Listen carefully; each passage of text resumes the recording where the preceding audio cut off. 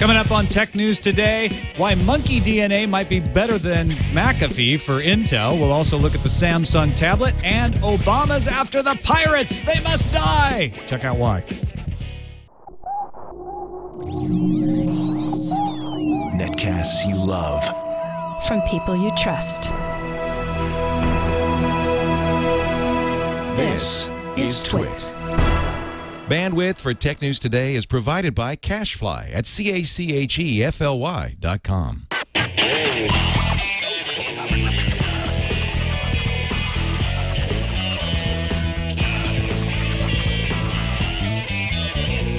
This is Tech News Today for Tuesday, August 31st, 2010. Tech News Today is brought to you by Slingbox. Watch your favorite TV shows when you're away from home with Slingbox. Check out Slingbox at a Best Buy near you or visit slingbox.com/twit.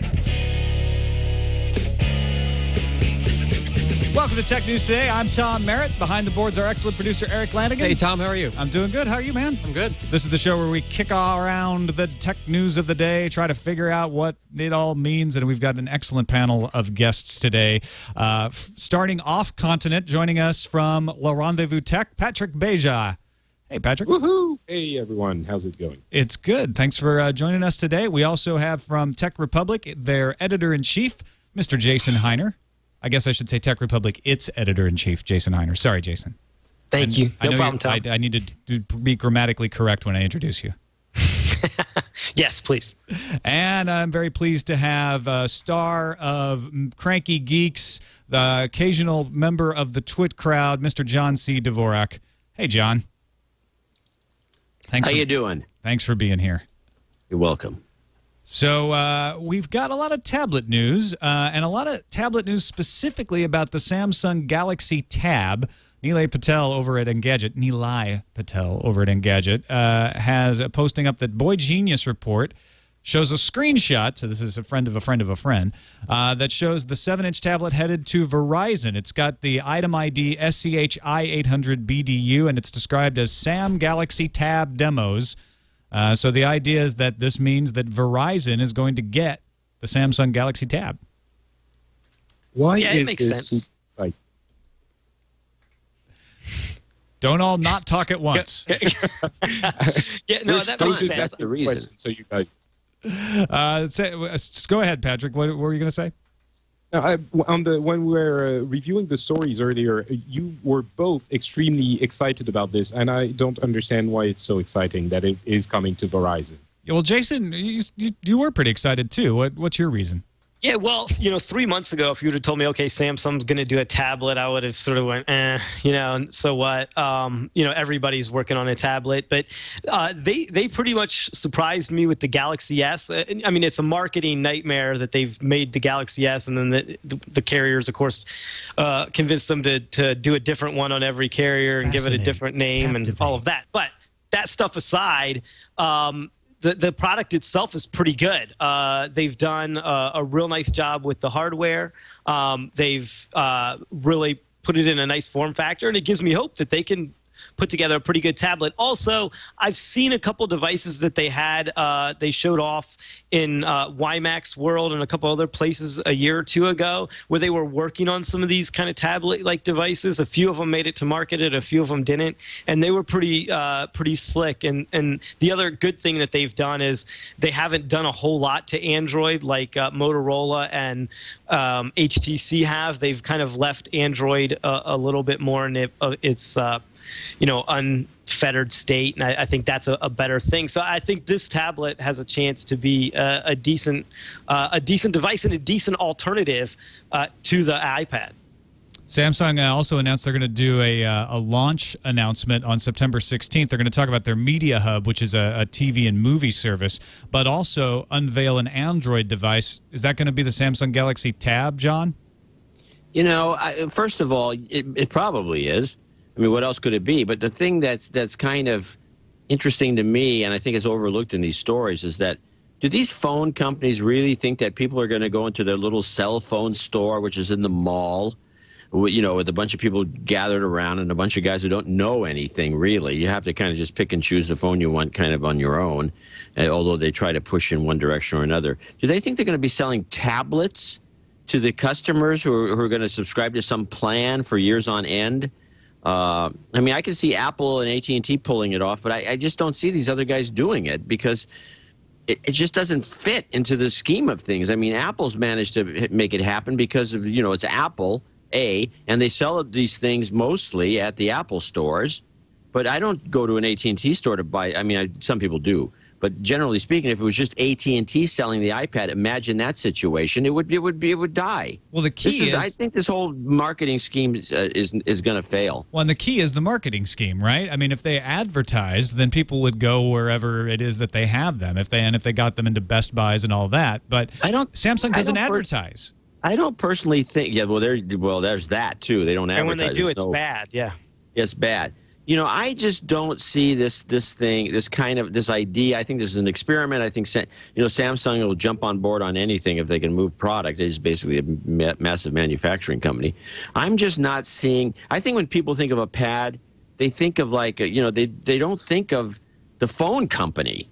I think they think of either a computer store or an Apple store or Amazon even or some third party or whatever where you'd buy these things, because I could just imagine going into the Verizon store and asking a few questions and these guys just go blank, dead eyes right in front of you. Well, just because it's going to be on Verizon doesn't necessarily mean it won't be elsewhere. We actually don't know where it would end up. But even in another, let's take all these crummy phone stores. Well, what about a Best Buy or these people don't know City? anything. Well, there's no Circuit Cities anymore.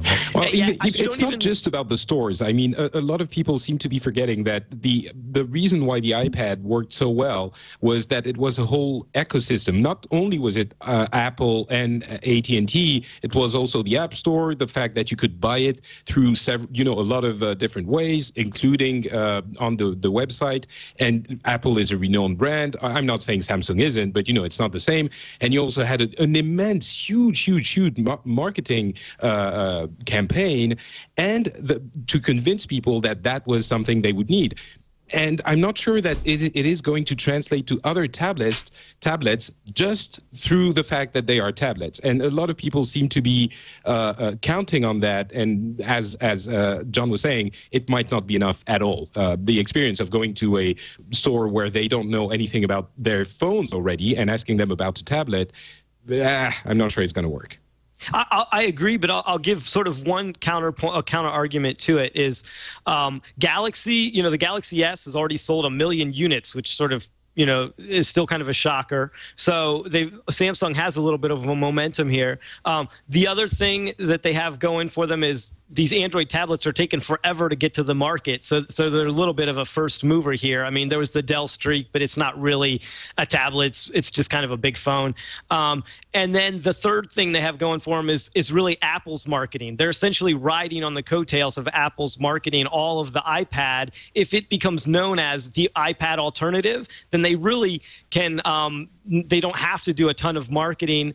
They can essentially ride on the coattails of the iPad. I think that that's what they're really counting on because they're not good at marketing. The Galaxy S is a good example with, you know, naming this phone a different thing on all 4 carriers in the U.S. They've really sold 1 million despite themselves. But I think that this could be a sneaky success if it rides on iPad's coattails. All right, let's talk about another release that actually is for real. We know it's out. It's out there right now. You may not have got it yet, but Gmail's got priority inbox. Doesn't seem like that big a deal. All it does is it takes your important and unread email and sticks it up at the top, and it's using sort of a Bayesian filter to figure out what email is important. So instead of having all your bacon and all those offers from people you've subscribed to or bought something at their store showing up, you only get the important stuff based on how fast you read email, whether you've starred it in the past, whether you delete it right away. It learns your preferences. People going nuts for this thing. It seems like it could be pretty efficient. I mean, I wasn't completely sold until I watched the video and they said this very simple thing.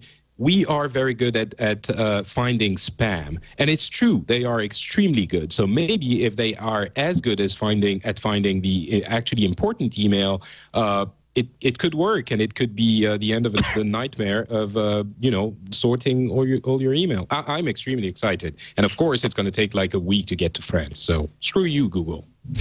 I don't know, man. It took me a week to get Google Voice, and I'm right here in California, so. you may get it before me. I know people were getting Google Voice in like New Zealand before I had gotten it. Do you care about that? I know you don't get any spam, John, but do you care about something like this? Well, if it worked, but I'm reminded of the last 20, 30 years, literally, of tech. And the one thing that kept cropping, I can't tell you how many meetings I had, but once every 2, 3, 4, 5 years, somebody would meet me, and they had one of these parsing systems that was going to be able to read all your, everything you need to know, and it could do these you could shorten it up for you. I mean, there's all these promises of manipulating chat text. And it's been, years and years have gone by of different ways of manipulating text. You can get abstracts. I remember this guy, this was over 20 years ago. They had this thing ready to go, and it was going to do abstracts. You just click on a bunch of things that you wanted, or you sent these, 20 years ago, there wasn't much to click on. But you throw all these things into a pot, and this thing would automatically abstract everything. It was just this kind of thinking, which really stems back to artificial intelligence era. And the fact of the matter is, they never get these things to work right. They just can't seem to do it. I think this is not going to work any better than, the old, check the priority. What happens when you send somebody a mail, you say, oh, high priority. You can do that with some emails, right? Yeah, it means nothing. It doesn't mean anything. It lights it up red. I don't think this is going to work. That's what I'm thinking. Well, do you think that spam filters have worked with the Bayesian filters? No, you need them. You need layers and layers and layers of filters to get your box cleared out. Layers, not just one. The Bayesian thing was a great idea when it came out. I remember the guy explaining it to me. Oh, this will do it. And it doesn't do it. It doesn't, because they just re-engineer your spam so that the Bayesian filter gets fooled or buffaloed. Well, the thing with Google, with not Gmail, Beja is that filters. they do. Bayesian filters. That one works not so well. But with Google, the great strength that they have for the spam is that they can leverage what everyone who's using Gmail is considering spam, so that you sort of have a hive mind to determine spam. But I think that's great that they can do that with spam, and that's the way to do it, where you have this a critical mass of people saying, hey, this is spam, and then nobody else gets the mail. But that's got nothing to do, in my opinion, with what they're trying to do here. They don't really know my habits. They can think they know them, and then again, do I want them to know my habits that well? They just want to sell AdSense ads. And they're just going to give me advertisements.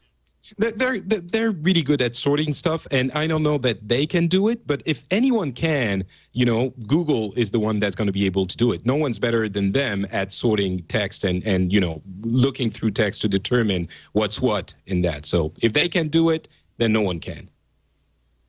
Jason, do you have any perspective on this? I'd love for this to actually help sort my inbox, because my inbox is an absolute mess. But I'm skeptical about whether it can be useful, and I'm also thinking that it's something I'll probably end up turning off, because I do have some ways that I sort some things and try to, triage some of the stuff that I need to respond to versus, kind of all of the noise that comes through my inbox.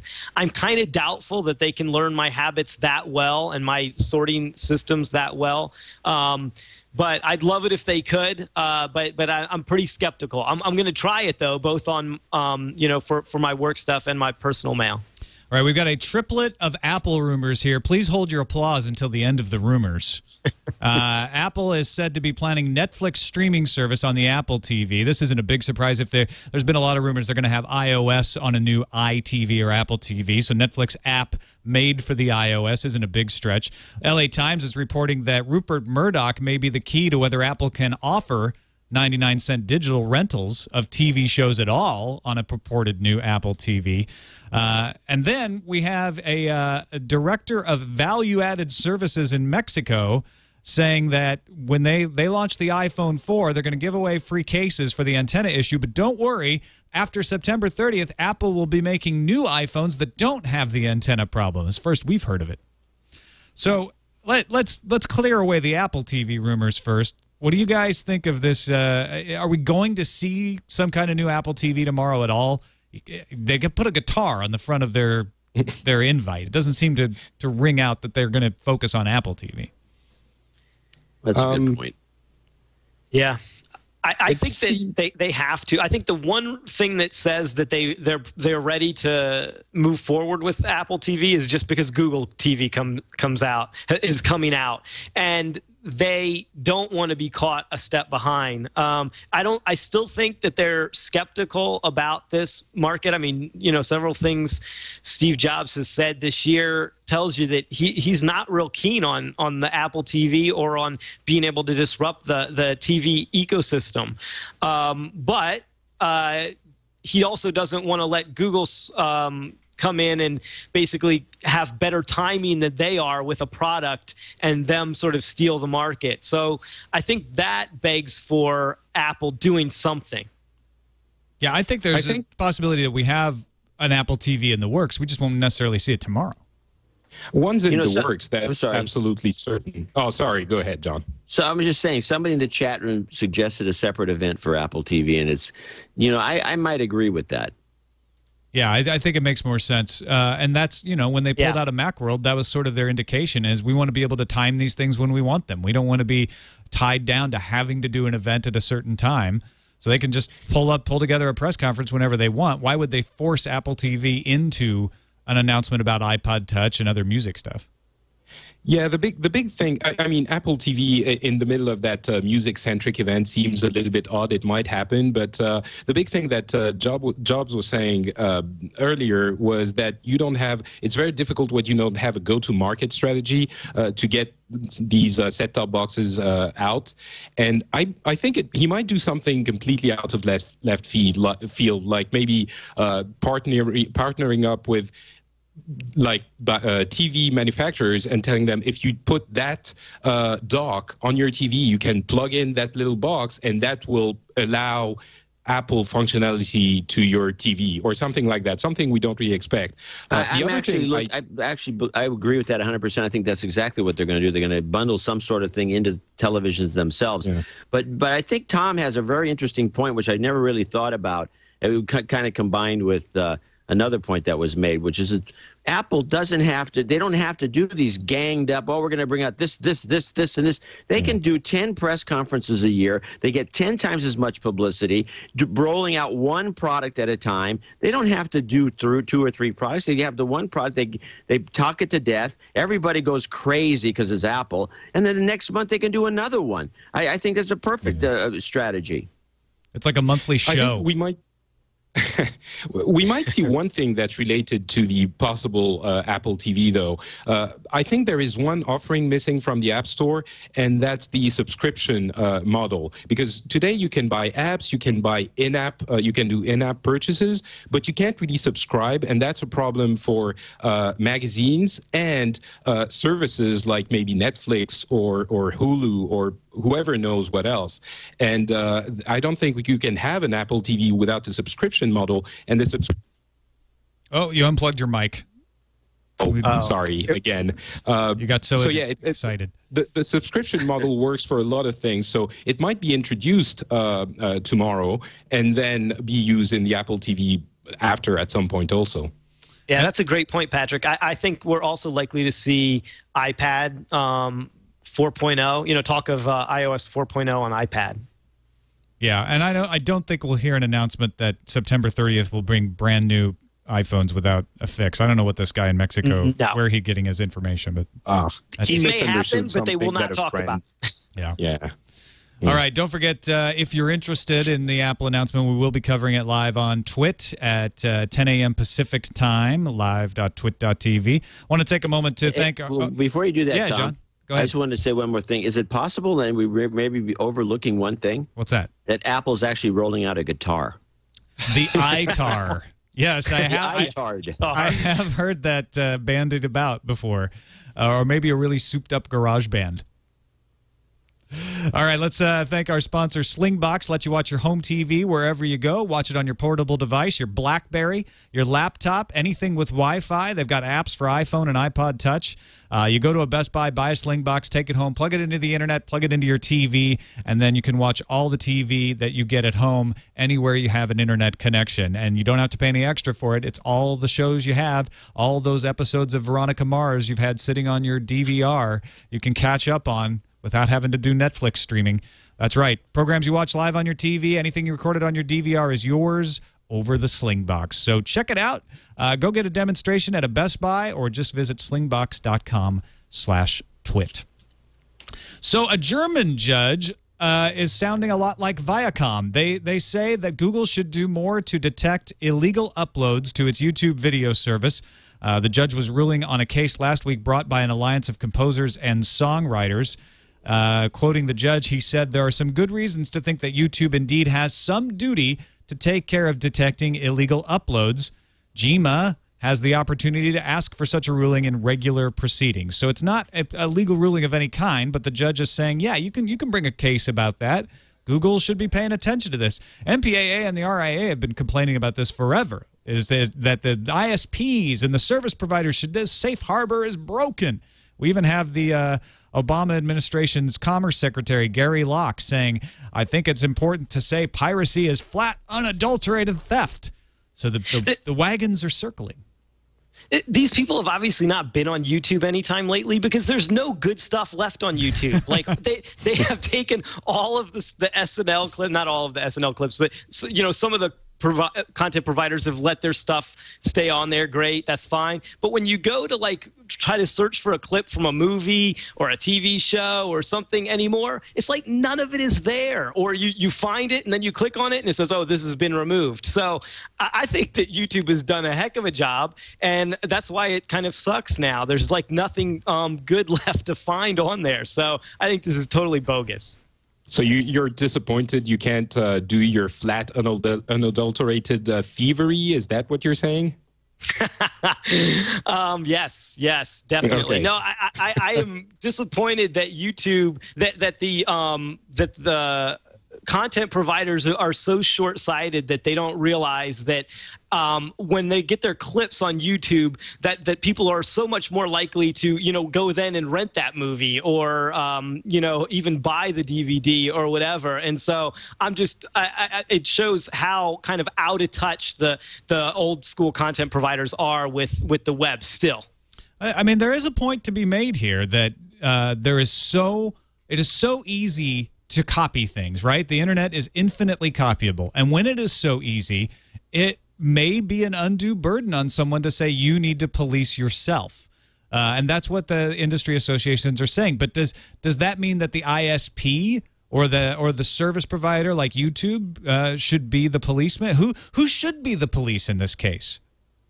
You can't police this kind of thing anymore. I mean, it's been the most depressing thing in all this is that Napster came out over 10 years ago, and every time they've been trying to hammer down, bring the hammer down on what they perceive as piracy, which sometimes is, but that's another debate. The problem is, whenever they get rid of it somewhere, it comes back up somewhere else.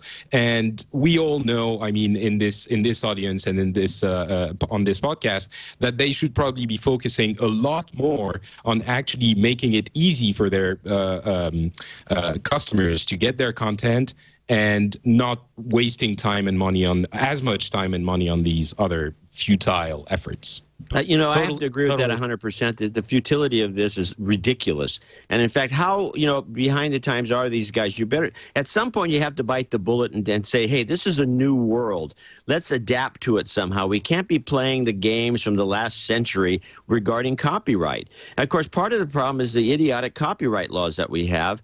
And not that I think everything should be open and free, but the fact of the matter is a clip from Saturday Night Live is worthless. It's not something somebody's selling, and you're taking money out of their pocket because you're watching a 2-minute clip of Dan Aykroyd grinding a fish in a blender. This is nobody's loss at all. This is nothing more than publicity for the show. Commerce Secretary Gary Locke says he's read letters from award-winning writers and artists whose livelihoods have been destroyed by music piracy. This is bogus. God. The biggest lie in all this, if we're bringing it back to music, is how much artists actually make from these sales. This is the biggest, the thing people don't really talk about. And if these industries were actually out to save the artists, then maybe they would be changing their, the way they do business to begin with. That makes me angry. So I'm going to stop talking.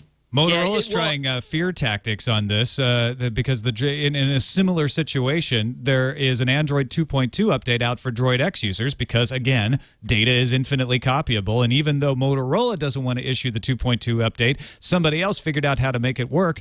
Now Motorola is saying, do not load the leaked 2.2 upgrade. There is currently no upgrade path from that load to the official 2.2 load that will be released in early September. Unless you have some plan to flash your phone back to the current official load, you could be stuck on the leaked version. Ooh, stuck. What are you going to do? I'm sorry. Anybody? It strikes me that anyone who would have the wherewithal to upgrade to the ROM of this probably knows how to roll it back too. Yeah, you're right, Tom. That's my first thought when I saw this story was like, oh man, people are that may get stuck. And with Android, the hard thing is it's not real easy to restore these devices, but it's not really easy to put this, this pirated ROM or whatever you want to call it on there. And if you know how to do that, then you know how to roll your phone back and you could always get to the new official version. So yeah, this is kind of a non-issue, but it's still kind of a stupid thing for Motorola to make a big deal about this. I mean, like who gives these people PR advice? That's what I want to know. Well, obviously, right. Shouldn't they be going to the courts and saying that they can't be burdened with policing these pirated versions of Android 2.2 for the Droid X? All right, you guys are being very cynical now. I'm going to take the opposite view on this. A big company like Motorola, you'd think that they've been in the business of tech forever. You'd think they'd have a clue about how these things go, the way the direction is in the wild when a phone gets out there and there's an operating system that'll work on it, and people are going to want to put it on there because the company is slow to the draw. Hey, wait a minute. Let's ask this one question of Motorola. How come you can get this thing in the wild, but you can't give it to the customers? What is your problem? Because MotoBlur hasn't been properly implemented yet. You guys are terrible. This is the one instance where I believe is Motorola is just saying is issuing a nice warning saying, hey guys, in case you do it, we're not sure you can get to the official one, so just be warned. You probably shouldn't do it if you don't know what you're doing. It's not like they're expecting people to go, oh my God, I shouldn't be doing it. I'm scared now. I'm not gonna do it. It's just a warning that they should put out once the version has been leaked to inform people. I don't think there's anything nefarious on that one. But you don't Public know. service message. Huh? Really, the only safe place is 98 feet underground. That's where WikiLeaks is going. In the Pyenen White Mountains in Sweden, they have taken their servers deep within the earth. Gizmodo has some pictures of what used to be a bomb shelter in 1943. Now protected under 30 meters of rock and 1.64 feet thick solid steel doors. It is the co-location center of Bahnhof, a Swedish internet hosting company, and WikiLeaks is now moving their servers down there into a great big cave. Okay, I can guarantee you this is a decoy. There is no way WikiLeaks is going to say, we are going there, and this is where you can find us, and this is exactly where all our servers are going to be. No way. This is a decoy. They're expecting, like, James Bond and other spies to get to there, and they're going to be prepared with flying sharks or something. Yeah, well, I'm looking in one picture. There seems to be a line in the floor that probably would open up into a pool full of sharks with lasers on their head. Yeah, I agree. It's a decoy. It's a decoy from people really taking a look at the fact that this operation is probably running out of Langley. What, the Bahnhof Check the No co-location Agenda show center? once in a while, and we already talk about this. This says something fishy about this operation. I think this is entirely real. I think it's a co-location center, and I think it's great PR for WikiLeaks. I don't think if anybody really wants to get at their server that this is going to do anything. If there's a way into a 98-foot underground bunker, there's a way in for the CIA too. But I do think it's there. I think they are putting it in this. I think this co-location center is real. Yeah, probably. And let's take a look at a Hawaii man who has sued a company over his crippling addiction to Lineage 2 and won against the EULA. He hasn't won his case. We can leave that for another day, whether he should be able to sue over having an addiction to a video game. But Craig Smallwood has won the ability to file his lawsuit in federal court, even though the EULA says that he can't. The EULA says that the lawsuit would have to be filed in Travis County in Texas, and that in this case, his punitive damage case would violate the EULA. He wouldn't be able to file it at all. But the judge, U.S. District Judge Alan C.K., noted that both Texas and Hawaii law bar contract provisions that waive in advance the ability to make gross negligence claims. And so, in a rare victory against a EULA, we have a man prevailing over the license agreement. Well, from a legal standpoint, and I'm no Denise Howell, you can ask her more about these, but this just strikes me as another one of those things like non-compete agreements, or like the waivers you sign when you send your kids to camp or whatever. If there's gross negligence involved, the stuff is not worth the ink that it's written on. But this is one of those cases where I can't imagine that there's anything that would make this lawsuit valid, or make there be some kind of gross negligence on the part of the video game companies. This one's sort of a head scratcher to me. Well, yeah, the judge isn't making any indication of whether or not his case will be won, but just saying that the EULA can't stop you from bringing this. If you've got a case for gross negligence, you get to take it into court. Yeah, well, then that just goes to my beginning point, whereas I think that you just always have to remember, even when you have some of these sort of loose agreements in writing, that if there is a legal case, a legal possibility, that none of them are worth anything, really. Yeah, I hate gross negligence. I like tidy negligence. All right, let's move on well, hold on. Now, John, we're going to do the news fuse. It's just a quick where we read the headlines, and so you can baste your meat or do whatever you need to do while we run through these. I'm not cooking meat today. Okay, I didn't think you were, but Patrick is going to read one of these though. And Patrick, I don't want your accent to get in the way. Okay. Sure, no problem. All right, time for the news fuse.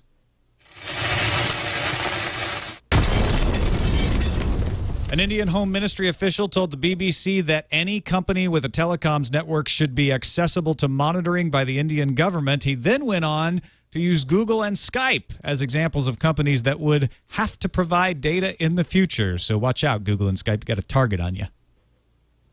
Toshiba has started churning out 24-nanometer NAND flash memory, now offers the world's highest density and capacity per single chip. That boast refers to 2 bits per second. 2 bits per cell, 64 gigabit parts.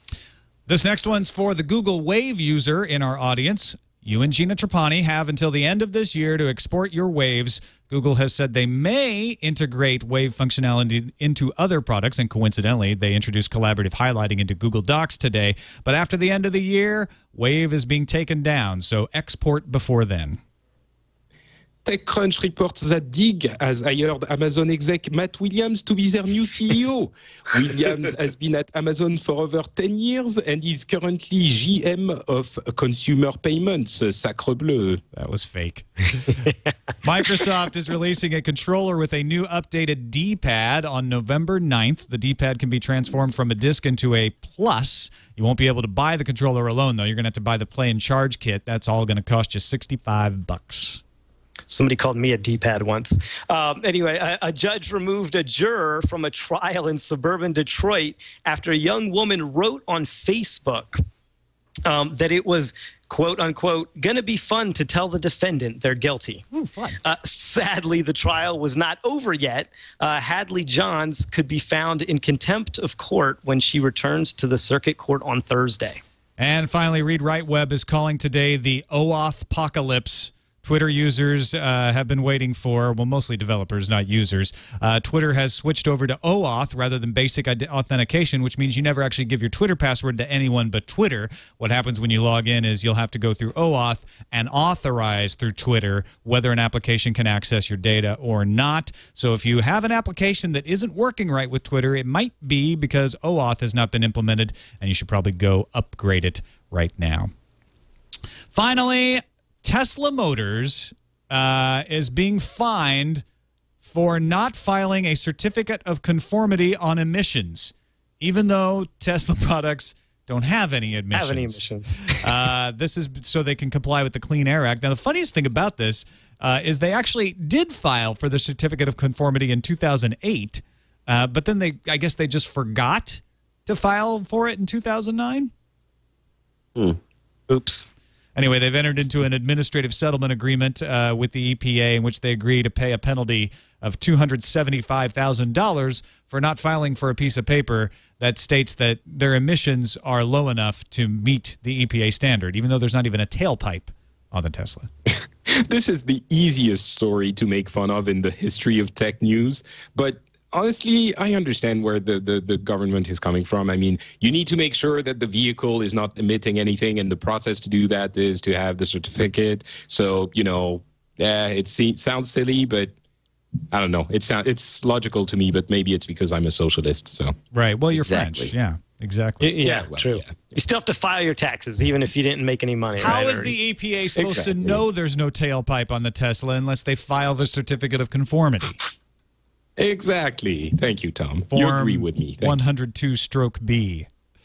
All right, let's take a look at the calendar. Samsung Epic 4G on sale today at Sprint. In fact, if you go check it out on Amazon, looks like you can save about $50, although it is still listed as pre-order, or at least it was earlier this morning. So you got to wait for it to change its ship date, but it will. Good device. Samsung Fascinate is launching on Internet September 8th and in all channels, including stores, on September 9th, according to an Engadget story. The Open Hardware Summit begins tomorrow in New York City. There's been an open-source HD movie camera making some waves here and there. Pretty good-looking camera, and I'm hoping that will get more details out of the Hardware Summit. Paramount, MGM, and Lionsgate are starting streaming on Netflix tomorrow. This is part of that deal they struck. And, of course, Apple has their announcement at 10 a.m. tomorrow. TWiT will cover it live. You're looking at the Netflix thing, John? No, it was me. No, it's it was Patrick. Every time, okay. Yeah, anyone mentions Netflix or Hulu, I have to make some kind of disgusting sound. Get a duck call from Acme. That's a good idea. Yeah, it'll save your tongue. Finally, TWiT is headed to Dragon Con. We've got a meetup on Saturday night, September 4th. If you'd like to attend that in Atlanta, RSVP Lisa at twit.tv. And if you're going to be at Dragon Con, don't forget NSFW show live at 7 p.m. Eastern on Friday night. On to the voicemails, 260-TNT show. And our first caller has a somewhat lengthy story, but we've all found it pretty interesting about why the new jetpacks that are for sale might not be such a good idea after all. Hello, François Caron from Montreal here. Concerning the story about the jetpack propelled by hydrogen peroxide fuel, just so you'll know, the hydrogen peroxide you buy in stores is about 1% concentration. The stuff that they would be using in the jetpack would be probably at least 50% concentration. And just to give you an idea of how dangerous the stuff is, it can dissolve you.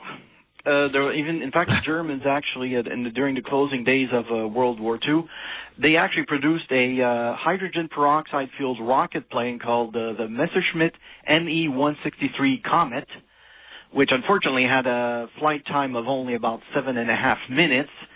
But also there was a possibility that it could explode while it tried to land. But the biggest problem, which I found out at the Canadian Museum of Aviation in Ottawa, is that sometimes the tanks would rupture. They were located just behind the pilot. So when the tanks ruptured, they sprayed the pilot with hydrogen peroxide and dissolved the pilot during flight. They were desperate. So just so you know that the hydrogen peroxide they probably use in those jetpacks is probably of the same concentration. So if something goes horribly wrong, they'll have to pick you up with a bucket and a mop. Thanks. Bye. It's a great story, but I love his glee at describing the dissolving pilots. Who's producing this show? Arch Obler? And that's the rest of the story. So that $250,000 you were thinking of dropping on a jetpack, just remember, it could cause you to not only dissolve your assets, but also your entire body. Yeah. And you know, we often hear that Hitler didn't believe in the jet engine plane, and that's part of the reason why he lost the war. If that's the jet engines that he was seeing, I can understand why he wouldn't want to get them in the army.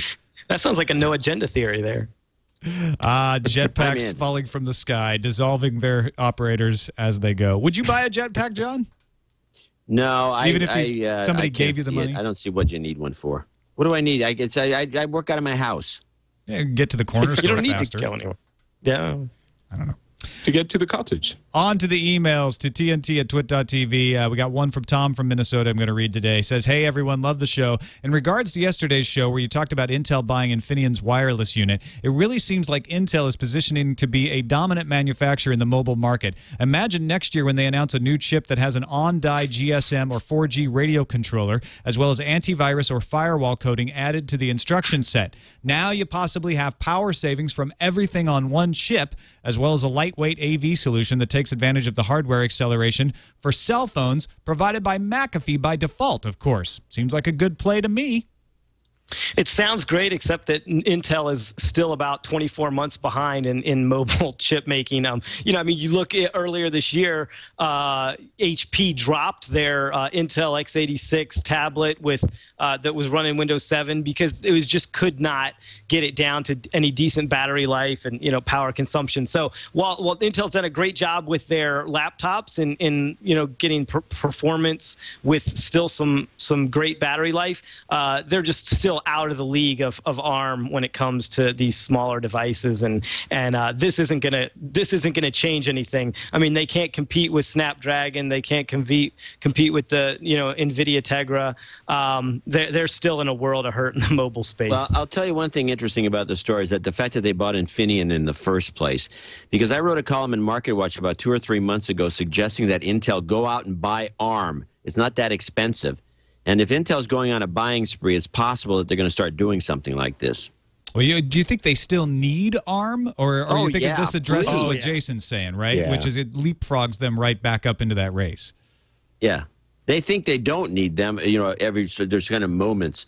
But the fact of the matter is they do. And how much cheaper would it be to get into that race if you buy ARM versus trying to catch up and develop all this stuff from all these pieces they're buying, huh? Well, I looked at I don't know what the market cap is on ARM off the top of my head, but it was easily within the range of something Intel could buy. And I don't think that they have the wherewithal. They don't have the core competency. They don't think like that. So I think they would take them forever, and there'd be the kind of bickering you don't want to see in the engineering department. It's a lot easier just to bring a bunch of other guys in, keep them separate, and have them do the low-power stuff, and Intel can still do the heavy lifting. And also that Infineon and McAfee have not a lot to do with actual mobile chips. I mean, Infineon was the wireless unit of Infineon, and McAfee, antivirus. It's like they bought, I don't know, some monkey DNA factory or something. It has nothing to do with what they're doing. Monkey DNA actually might have been a little more closer to something they could use. Right. Well, it's all safer than a jetpack. I'll give you that. Gentlemen, thank you very much for being on Tech News today. Patrick Beja, let the folks know where they can find you on the internet. They can go to patrickbeja.com where they will find a few links to my social media and social web stuff. And if they speak French or want to speak French, I invite them to go to nowatch.fm where they will find a slew of fantastic French language podcasts. Jason Hiner, pleasure to be back on podcasting with you again as well. And I know you have a blog over there at Tech Republic, right? I do. It's called Tech Sanity Check. You can get there. The easiest way to get there is at hiner.techrepublic.com. You can also find me on Twitter at just Jason Hiner. John C. Dvorak, a pleasure as well. Thanks for being on. And I know you're demure about promoting things, but if you want to let people know well, where we got a Cranky Geeks stuff. tomorrow. We're going to have Patrick Norton, Carlos, and also Rob Enderle, which will be a good show. And also, you might want to check me out at channeldvorak.com and hit the blog once in a while. The No Agenda show is also a good place to go. Thanks, everybody, for watching. You can find us at twit.tv/TNT. Our email address is TNT@twit.tv, and the phone number is 260-TNT-SHOW. We'll see you tomorrow.